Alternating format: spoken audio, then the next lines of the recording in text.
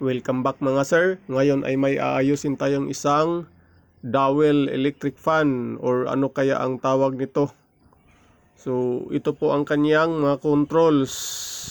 Pwede kasi ito lagyan ng ice para bumugas siya ng malamig na hangin. So ito ang kanyang likod. Dami ng alikabok. So itong kulay white, ito po ang lagayan ng ice. Mamaya tingnan natin yan kung paano yan gumagana. Yan ang kaniyang specification. Sabi ng may-ari, bigla na lang daw ayaw mag power on. So yun ang kalikutin natin, baka makatsamba na naman tayo. At ito po ang lagayan ng ice para mas lumamig or bumugas siya ng malamig na hangin. So ito po ang kanyang takip. Malaki-laki rin. Medyo maraming mai-load natin na ice dito. So buksan ko lang to mga sir. Siguro cut ko na lang dahil napakaraming tornilyo nito. Bali ito na po ang kanyang pinaka-control board mga sir, na access na natin. So tanggalin lang natin muna tong kanyang mga wirings. At ito na mga sir, na tanggal ko na lahat ng kanyang mga tornilyo. Ito ang ating kanyang pinakagulong. Daming perka. So ito na siya mga sir, na troubleshoot ko na. At ang nakita kong sira is ang kanyang itong transformer na to. Putol po ang kanyang primary. Dito muna tayo ngayon sa kanyang board. Magsimula tayo dito sa kanyang power cord. Dumaan dito sa filter na to. Yan, pumunta sa switch, yung ang magsi-switch on itong kanyang pinakalagayan ng ice. Tapos dumaan dito sa maliit na Pirite transformer na to. So dito, ito po yung papunta sa transformer, yung tinanggal natin. So itong brown at kulay blue na wires, yan, dito yan nakakonect sa kanyang primary. Tapos ang kanyang secondary nito is 909 BEC. Yan, nakarectify na yan. Tapos sa dulo meron po siyang socket. So dito yan sasaksak sa kanyang relay. Ito kasi ang supply sa kanyang relay, itong kulay itim na to. 12 volts po yan na relay. Kaya siya pala walang standby power dahil sira ang kanyang transformer na yun ang nagsusupply sa kanyang relay na magsiswitch on para mayroon siyang standby power. Na-check ko na din kanina ang transformer. Putol lang pala ang pinaka primary niya doon sa hinang. So resistant check tayo. Nasa 51. At least mag times 2 dito. Yan, 106 na. So okay na ang transformer na to. So hininang lang natin ulit ang kanyang nakalas na primary wires. So ngayon nag-okay na. Balik natin to para makapag-testing tayo kung mag-power on na ba siya. At ito na mga sir, tapos ko nang naibalik ang kanyang power supply. Nung sinaksak ko kanina, may narinig akong beep sounds. So ngayon, try nating laruin dito sa kanyang controls. Yun, may lead indicator na po siya. Try nating i-power on. Bakit ayaw mag-switch on?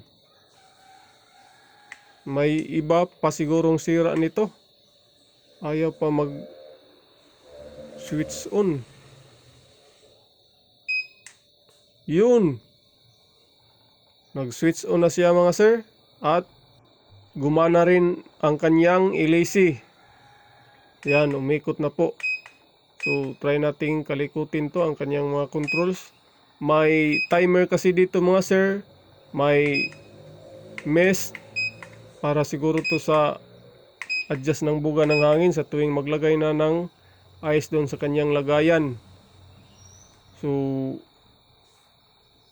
try nating, yan, umikot na po siya. Try naman natin ngayong switch off. Switch off. Yan. Huminto na po ang kanyang ilisi. So try naman natin ngayong i-power on. Power on. Bakit matagal dito? So parang sira na rin ang kanyang tack switch mga sir. Yan. Maramdaman mo sa tuwing pinipres mo ay hindi swabe ang kanyang pitik. Ayun. Nagkontak na rin. So papalitan na to. Pinaka power switch niya. Kung may makita tayong pampalit dito, palitan natin to. So ito na mga sir, ang kanyang board, natanggal natin. Kalasin ko muna itong kanyang board para ma-access natin ang kanyang mga control switch.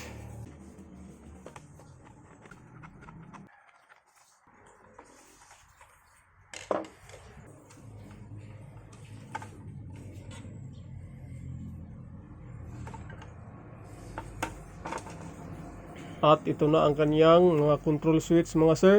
So ito po ang kanyang pinaka-power. Yan, hindi na po swabe ang pitik. Unlike sa iba na okay. So linisan lang muna natin to.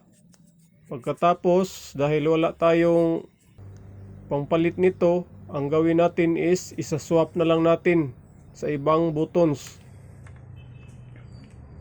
Pili na lang tayo kung alin na buttons dito ang ating kukunin.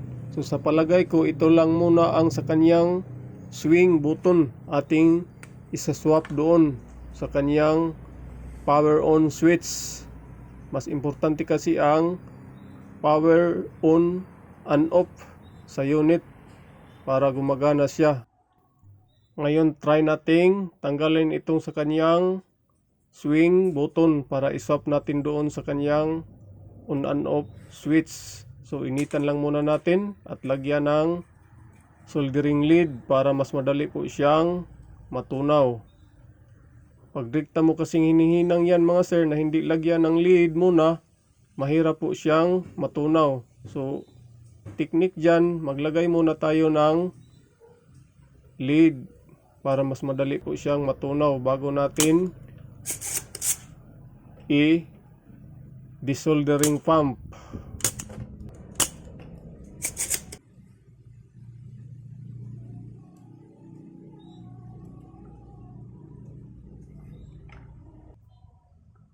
So ito din sa gitna, ito po ang kanyang pinaka power on off switch. Ganun pa rin, magdagdag tayo ng lead sa kanyang lumang hinang para mas malambot na natin siyang makuha through sa ating desoldering sucker na very powerful.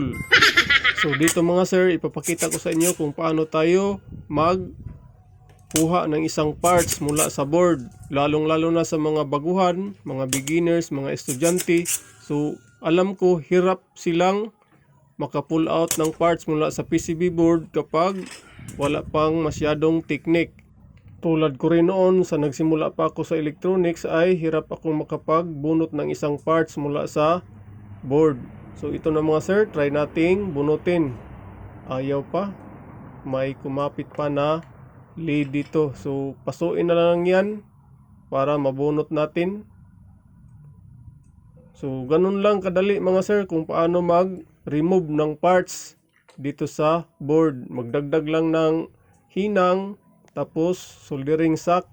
So malambot na yan.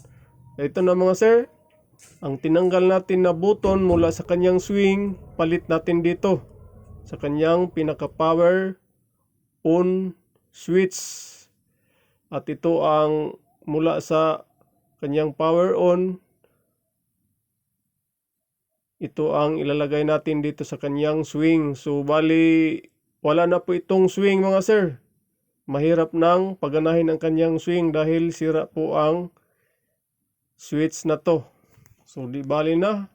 Ang importante na gumana ulit itong unit na to. So resolder lang natin mga sir ang mga switch nating pinag-swap. Tapos testing tayo kung okay na siya. So ito na mga sir, naibalik ko na ang board sa kanyang pwesto. Ngayon ay try nating pindot-pindutin. Laro-laruin natin ang kanyang switch kung suwabe na ba. So okay na dito. At final testing tayo mga sir. So ito na pre-assemble ko na ang buong unit. Lahat ng twirka ay in place na. Tapos ang lagayan ng ice nandoon na rin. So try natin ngayong saksak. Yun, may tumunog. Isang beep. At dito meron na po siyang lead indicator, ang kanyang pinaka-standby.